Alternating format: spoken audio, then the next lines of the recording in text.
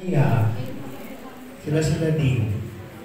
Basta sa gabi, magkita-kita tayo doon, enjoy the night. Enjoy the occasion. Yun. Para after the occasion, maganda yung feedback. At tatanungin, kailan kaya ulit mauulit? Oo, di ba ganun yun? Kasi kung hindi magandang mangyari, ay, madig sumali, kasto, di ba? Ganun yun? So dapat talaga po na magkaisa po tayo. Yun po importante. United we stand. Divided we fall. Memorize ni Madam. So ganun yun lang po. Yun lang po ang aim natin. Yung magkaisa po tayo. Para maging successful yung ating second Grand Reunion sa 2025. Kaya nga tayo nandito, di ba? Dahil gusto natin makibahagi. Tama? No? We shared our time today dahil we want to be a part of that successful gathering. Okay? So, share ko lang yung sa amin sa Batch 79. We also have, dati, nagkaroon kami ng gap. Merong white group, may red group, whatever. So, pero, sa awa naman ng Diyos, we swallowed all our pride, diba? Yun lang naman ang question dyan eh. Yung pride natin, ako nga nun, ang reason ko nun ano kung magkakahiwalay tayo, total, nung high school tayo, iba-iba naman yung section natin eh. Right? Yun naman yung pinaka-basic doon. Pero syempre, batch ang usapan eh. Batch, hindi section. So ngayon, yung batch 79 na dati nahati, buo na siya. Hopefully, di ba, Miss Pagaduan, Bihilya. Kasi pang group siya nung dati. Pero nandito naman siya. And yeah, na-split kami, pero gaya nga ng sabi namin, we swallowed all our pride. And isip namin yung kaibubuti ng lahat. So ngayon, we boast of 108 attendance and counting. So yun lang, huwag na kayo. Sabi ko nga sa inyo, malapit nang dumating si Lord. Bahala kayo. Good morning to everyone. Batch 70 po ako. Actually po, marami po kaming napuntahan ng mga batches namin. Yung mga iba namatay na. Namatay na? Namatay na sila. Out of 10 na pinuntahan namin, 2 lang yata ang buhay na. Nakakalungkot po. At least, nandito pa rin po kami. Batch 70. Okay. Okay. So, ang nakakaano po dito, huwag po natin isali ang pamilya natin. Huwag natin isali ang pamilya natin. Kasi kung minsan meron kang napupuntahan, ay na, idi madam, marikrigat kami tatta, punala rikrigat me. Ako naman, kung minsan meron akong anong tawag ng, o di tata, mayaman ka. O yes, pilosopo ako. O di tata, mayaman ka. Kahit na gaano po kayaman at gaano ka-successful po ang ating mga pamilya, huwag na natin po isama sila. Batch natin po ito eh. Mali kayo huwag tayo nagyayabangan na meron akong anak na sima, meron akong anak na doktor, meron akong ganito. So what? Kasabi na DJ Marigriga. Diba? Doon nagkakaroon ng inferiority yung mga kabats natin. Ayaw nilang sumama. Pero try na itaas mo yung mga medyo mahihirap. Kami sa batch namin, hindi ko na papangalanan kung sino yung talagang nagbibigay. Kahapon, si batch ko, si batch Ignacio, siya po ang salutatorian namin noon. Si Ignacio, ito po, San Lunapes. Kahapon po lumakad sila. Kasi nagkaroon po kami ng meeting, Aguada po. Nagkaroon kami ng meeting kailan tayo nagkaroon? 11 po, kahapon, the other day. At nakita namin yung isang batch namin na talagang kawawa. Nakita ko yung pagbibigay ng isang batch namin ng pera doon sa kanya. Doon sinisikreto niya, nakita ko pa rin. Ginano niya yung kamay niya. Then siyempre sinabi ko rin sa batch ko, uy, among nikas dito, inig ka na nikas to eh. Alam po ninyo ang ginawa po ng mga batch namin. Nagpunta po sila the next day para bigyan ulit yung kabats namin na yun. So, ganun po sana. So, sabi namin, hindi po galing sa batch namin yung mga binibigay, kung hindi personal po na binibigay.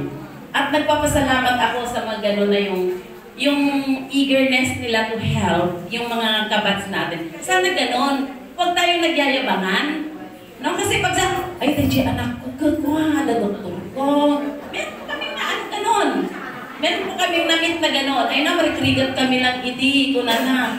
Alam, tikas ko, ito na naman, o di tatla, di mayaman ka. Kung napinya na, anak ko na na, one ko na na ka, di ba? One ko na na. One ko na na.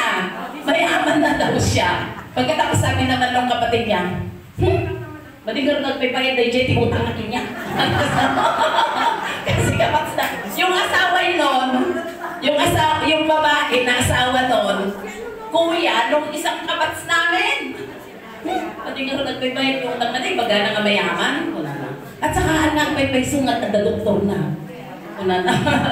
Yung yabang nga niya. Okay, so, yun po. Pag-usapan lang po natin ang sarili natin. Kasi yun po ang nakilala natin nung tayo ay nag-aaral.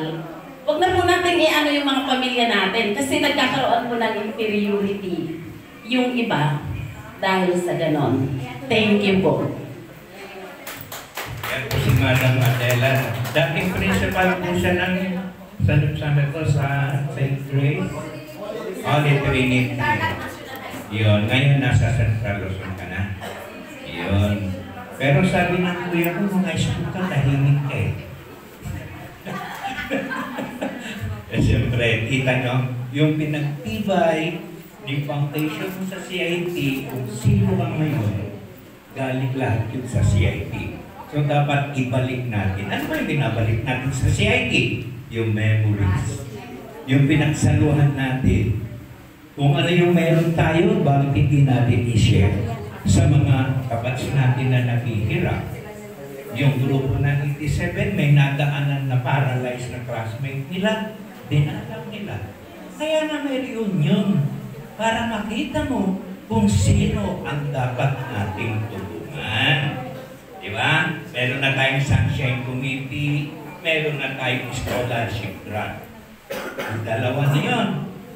Ngayon tinatanong ako ng admin, how are you going to support that? O di ang dami nating events, may paneran.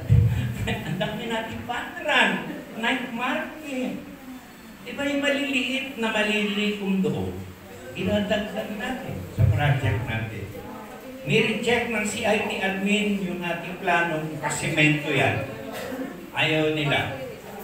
O di, ano daw yan eh? Masisira din daw yan. Saka mainit. Hindi na sila makapagtanim ng puno. See? Kaya sabi nila, why don't you repair the art? Okay, we will put the budget on that. Yung ating logo, aandak-andak na, dilapidated na, okay, we will take it off. Sabi ko, kasi, nakausap ko silang tatlo.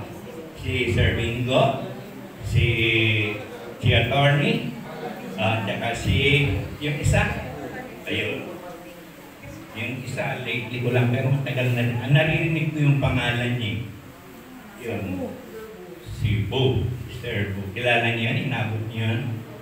Silang tatlo ang talagang nagpapatakbo. Ngayon, sabi ko, what happened now to CIT in Manila? Nag-close down before pandemic, then wala na. O, di isang opportunity na naman natin. Nakita natin. Ay, wala tayo makakulong doon. Sabi ko, pwede po ba mag-apply ang mga alumni? Open. O, lahat ng gustong maging pioneers Manila, dito kayo, mag-apply kayo doon. Boss nyo si Pin. Dahil siya daw lang ang pwede magpatakbo doon. Ano gagawin niya dito? Masakit na ng ulo niya rito eh. Ngayon, dinadala sa Manila. No way. Sabi ni Pin. Kaya kung may kilala kayong mga doktor pa dyan, i-recommenda nyo sa kay Dean at siya magpatakbo ng Manila. Okay? Tapos na tayo sa lumalabas. Maganda ang tinutumbok, ang tinutungo ng ating reunion. Yung mga negative na yan, dahan-dahan yan, mawawala. Mahawaan natin sila ng puro positive vibes. Kita nyo, si Mebo nagpaalam na sa akin. Wala naman daw siya na itutulog. Thank you, Lord. Oo. Indutulo lang. Eh, thank you, Lord. Hindi naman sa personalan ito, pero sa totoo lang. Mga negatibo, dapat imbestigahan mo na. Hindi nagpo-post. Pinupost ka din na siyempre, masasaktan ng mga organizers. Di ba? Lahat ng ginagawa na ng paraan para lahat magkakisa para maging successful yan. May kontra. Sabi ko, isa ka lang. You're just talking for yourself, hindi yung ibang bots. Kasi kita nyo paano mapanira ang tao, gagamit pa siya ng ibang tao, pero yung pala yung nasa puso niya, ang gusto niya sabihin, which is not true. Okay na tayo? Let's enjoy. Tuloy-tuloy natin ang paghanap at pagpapalago ng ating pondo. Nakita ko yung aking classmate, si Madam Auditor, yan, kaya sabi ko sa inyo, taga-COA yan eh. Kaya yung report ko, laging, pag may tumawag, may deposit, pasok agad sa treasury. Pag may lumabas na pera, pasok agad sa treasury. Kasi takot akong mapakawa. Ay, at tapos yun, ating treasurer, si Madam Lati, yan. Si Polita, si Rosario, wala ba? Wala pa. Kita nyo, binabantayan yung report. Kaya nandito yan. Blow ko na lang mamaya yan sa kalmante. So, diba? Para walang mainit na diskusyon. Sino po ang may problema pa? 81, nag-i-reveal kayo na yun, di ba?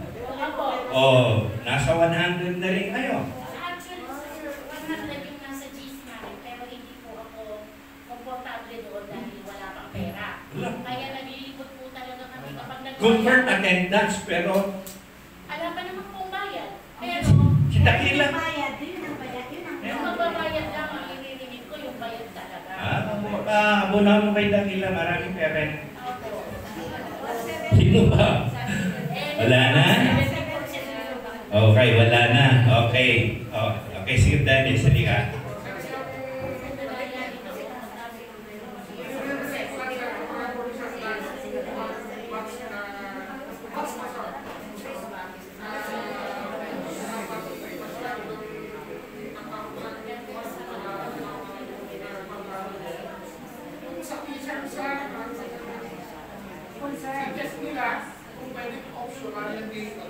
T-shirt. T-shirt. Kasi in-announce na kasi yan. Ito si Dean Nestor. Optional daw. Optional na lang daw. So yung suggestion nila Sir Dennis yung optional, meaning they can or they cannot. They have or they don't have. Ganun lang yun, di ba? Ang ibig sabihin ng optional kasi na pwede silang bumili, yung iba hindi bibili, ganun po ba yun? And then, kasi ganito po yan, no?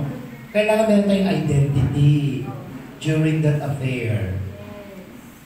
Lahat tayo kasi nga, kaya tinawag nga uniform. Hindi any form. Di po ba? Doon tayo ma-identify. Sa ibang nga, school, St. Rose, NRM, so they have. Bakit magpapatado ba ang CIT naman? Hindi. Although,